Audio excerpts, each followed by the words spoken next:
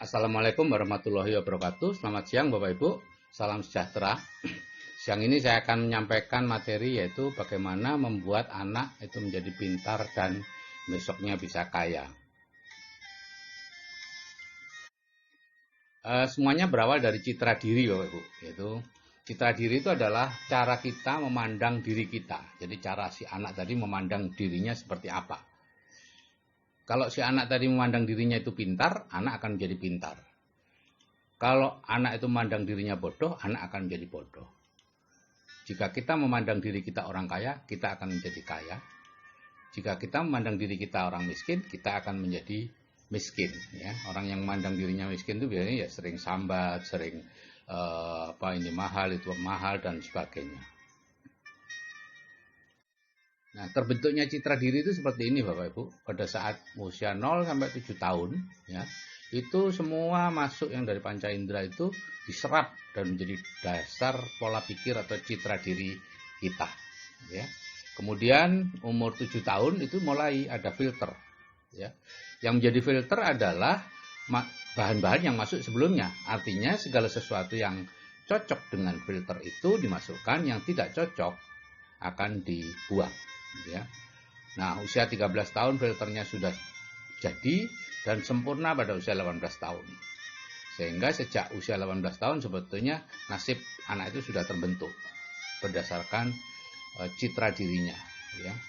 Jadi data di filter itu di-download saat kita tidur. Ya. Hanya sedikit yang bisa masuk karena yang lain yang tidak cocok dengan bawah sadar kita akan dilikuidasi. Dan karena 90% pikiran kita adalah pikiran bawah sadar, maka sebetulnya itulah yang menguasai diri kita. Atau kalau dalam bahasa sehari-hari yang 10% itu keinginan, yang sedangkan yang 90% itu kebutuhan. Ya, jadi bukan keinginan kita yang dikabulkan, tapi kebutuhan kita. Nah, sekarang ini contoh nih terjadinya citra diri bodoh. Ya, semua diawali misalnya Abdul mendapat nilai buruk di satu mata pelajaran, matematika atau apa. Nah, itu satu kaki. Ya. Dia melihat, oh nilai saya buruk, berarti saya bodoh. Bawah sadarnya seperti itu. Tapi baru satu kaki, belum seimbang, gitu ya. Tapi kemudian ini gurunya belum belajar tentang cara berpikir, kemudian mengatakan ya biasa kan Abdul, ayo belajar lebih keras ya, supaya nanti bisa dapat nilai baik. Tujuannya bagus merangsang Abdul, tapi secara ternyata itu kontraproduktif karena bawah sadar si Abdul akan mengatakan, oh berarti saya bodoh ya, sehingga perlu belajar lebih keras. Nyatanya hanya saya yang diingatkan oleh bu guru, yang lain-lain tidak, gitu ya. Dua kaki terjadi, ya. Dua kaki citra diri bodoh mulai jadi. Kemudian sampai rumah, ibunya mengatakan, ibu dulu dapat 9, kok kamu sekarang dapat 5? Nah, ini sudah 3 kaki sudah selesai sudah, ya. Citra dirinya akan mengatakan saya lebih bodoh dari ibu. Apalagi kalau ibunya membandingkan dengan kakaknya, kakakmu dapat 9, kamu kok dapat sekian gitu. Maka citra diri bodoh sudah terbentuk sempurna dan anak akan menjadi bodoh. Gitu ya. Akan ada semacam mental block gitu ya. Dalam pelajaran-pelajaran matematika atau pelajaran apapun yang sudah ada citra diri tidak bisa. Nah, citra diri pintar juga sama. Diawali dengan mendapat nilai baik di satu mata pelajaran, kemudian bu guru mengatakan, oh Abdul pintar sekali ya. Nah, sehingga si Abdul merasa dirinya pintar, kemudian ibunya juga memuji, sehingga lebih pintar. Jadi citra diri pintar terbentuk sempurna dan anak menjadi pintar. Nah, jadi bagaimana sebetulnya cara membuat citra diri anak? Jadi tugas kita Bapak Ibu adalah menciptakan citra diri pintar pada anak. Itu tugasnya orang tua dan guru. Tapi sayangnya karena tidak mengerti, akhirnya justru kebalikannya yang terjadi. Jadi kalau kita melihat rapot itu hanya nilai yang baik saja yang dilihat, ya. Dan dipuji habis-habisan. Misalnya itu nilai keterampilan atau apa 9,5. Wah luar biasa ya. Bapak dulu tidak pernah lo dapat sekian. Nah, jangan pernah mengomentari nilai yang jelek. Kadang-kadang si anak, terutama anak-anak yang koleris dan lain-lain, merasa tidak puas karena ada nilai jelek. Itu kita harus menghibur mereka. Oh ini lumayan bagus, kakekmu dulu lebih jelek dari ini. Nah, atau bapak dulu lebih jelek dari ini, gitu ya. Pokoknya katakan itu supaya si anak merasa bahwa dia lebih pintar. Kalau ulangannya jelek ya cari alasan yang bisa menjelaskan mengapa itu terjadi. Oh enggak apa-apa, itu dulu kamu ingat ibu itu kamu sakit waktu itu. Nah, atau malamnya kamu capek banyak tamu. Nah, atau apapun lah. Pokoknya bukan karena faktor si anak itu sendiri tapi faktor luar yang menyebabkan nilainya jelek. Kalau hasil ulangannya bagus sebaliknya, wah puji habis-habisan, kalau perlu dipigura itu.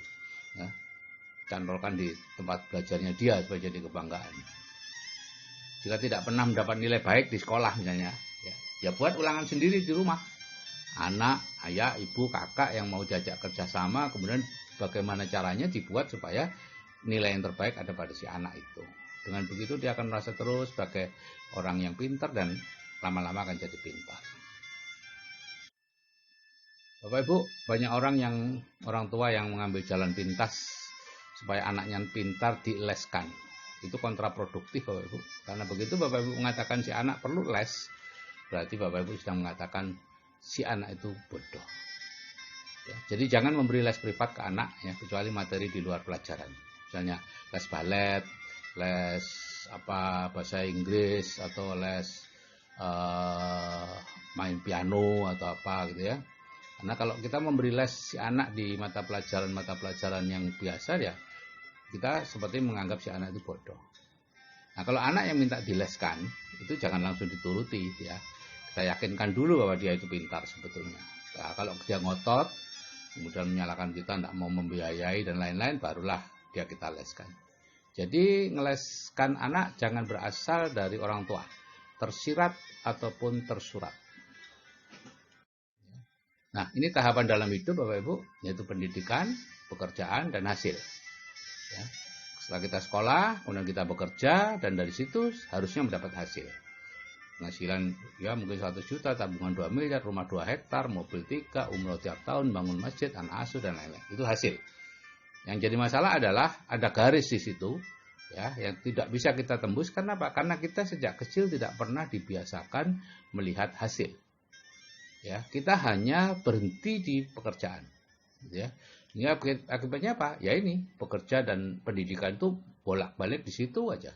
Sekolah, kemudian jadi guru, kurang pendidikannya, sekolah lagi, kemudian jadi ini, pendidikan lagi, S2, kemudian S3, S4, S-Teller, dan seterusnya. Proses saja Bapak Ibu yang dilakukan. Hasil tidak diperhatikan. Sekarang mulailah menjadikan hasil itu sebagai tujuan hidup bagi si anak. Gitu ya. Selama ini kalau anak-anak ditanya, kalau besar jadi apa? Jawaban yang diharapkan adalah nama-nama pekerjaan. Jadi dokter, jadi insinyur, jadi polisi, jadi tentara, jadi hakim. Kalau ada yang jawab, saya ingin jadi orang kaya supaya bisa membantu banyak orang gitu misalnya ya. Dulu anak saya seperti itu waktu TK. Digiring oleh gurunya. Iya, oh bagus jadi orang kaya. Tapi untuk bisa kaya jadi apa? Oh enggak penting Bu Guru, katanya Bapak. Katanya anak saya gitu. Nah misalnya Caca ingin kaya, apa mau jadi dokter seperti bapaknya? Gitu ya. Anak saya jawab, bapak aja berhenti gitu ya. Itu Bapak Ibu ya. Dan karena kita sejak kecil didoktrin untuk menjadi pekerja mencari uang gitu ya, maka ya akibatnya kita harus terus-menerus bekerja Bapak Ibu. Di mana kita fokus, disitulah yang akan kita dapatkan ya. Pensiun dari guru negeri ya mengajar di swasta atau memberi les privat. Pensiun sebagai tentara jadi satpam, terlalu tua ya kemudian jadi pulang ke kampung gitu ya. Pensiun dari pejabat menjadi konsultan, mengajar di universitas swasta dan lain-lain. Terus menerus seperti itu. Kalau ditanya kenapa kok bekerja lagi, dijawab dengan alasan macam-macam gitu ya. Satu alasan yang sebenarnya tidak pernah dikemukakan, yaitu membutuhkan penghasilan tambahan. Padahal itu yang alasan sebenarnya, tapi kita selalu beralasan supaya otaknya masih terpakai, supaya ilmunya masih dipakai, supaya masih bermanfaat untuk orang lain dan sebagainya. Saya mengenal banyak sekali dokter, pengacara, notaris atau apa, direktur, mantan direktur yang berhenti dari pekerjaannya, pensiun dini karena sudah mendapatkan penghasilan yang cukup besar.